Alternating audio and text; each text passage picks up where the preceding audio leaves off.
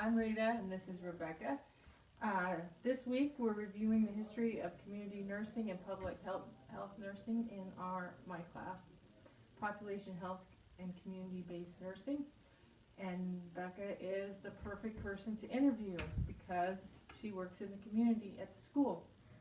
So why don't you kind of describe your job, kind of a typical day, what you do, maybe do you have a special title or anything like that? So I work in the elementary school. At the elementary school level, Colorado Department of Education has created a special position. It's called school health professional, and that can include a registered nurse, a counselor, a licensed social worker, so on and so forth. So the position that I hold is at the elementary schools, and I act as a resource for teachers and for students if students are having difficulties at home, whether it's in relation to social emotional development, or if it's drug or substance abuse, or any type of things that we can help them locate outside resources in whatever situation that they need. So that's the position. Okay, cool. How did that position come about?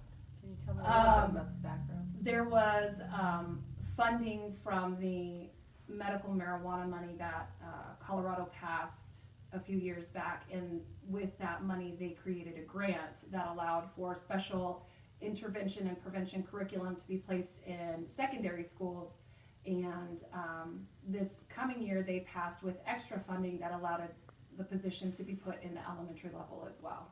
That's awesome. So can you describe a typical day? So when I go to school, I volunteer to help out in whatever my building needs. So spending a lot of time with kids, that might mean doing some morning recess duty or spending time with the kids in the lunchroom.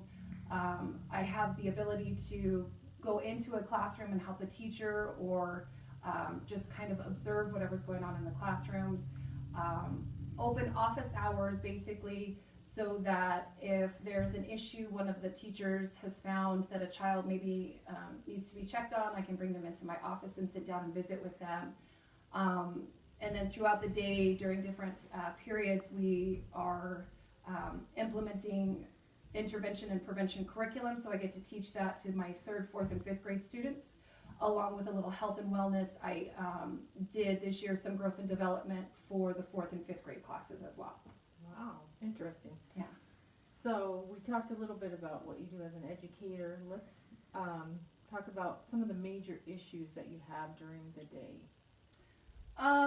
As far as working with the public and the community, I've noticed that there's a lot of social and emotional support that the younger kids are needing.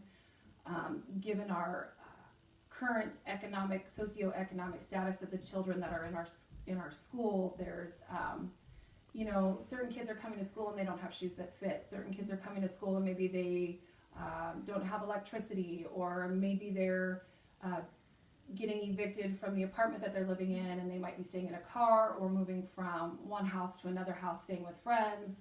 A lot of social emotional support that these kids are needing. A lot of dealing with behavioral issues, and whether that's medical related or their social emotional needs are not being met and therefore they're acting out. A lot of that is what I deal with during the day. Okay. Do you see kids, so you can pretty much tell which kids are that? Are they in the majority or the minority? I don't know exactly where that line is drawn, being so new to the position, but I would say it's 50-50. Oh, wow. There's so many kids that, surprisingly enough, need a little bit more help than what you would typically think. Okay. Do you find that job can be frustrating? Yes. A lot of the times your hands are tied as far as what you can do.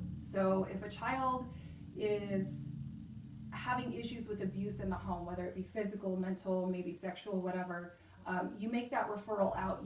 You call your social worker, or you call your Department of Health and Human Services, or you make your referral out to whatever, the police department, whatever resources that you need. Mm-hmm. And then they're the ones that go into depth and interview and find out what needs to be done, and a lot of the times that's as far as you can go.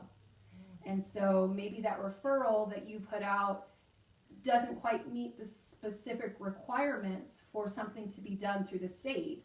And even though your child can't stay awake during class because, you know, the stress in the family, the fighting from the parents, and he's unable to sleep, but there's nothing more that I can do than just to make that referral, and then I have to wait and see what happens. And so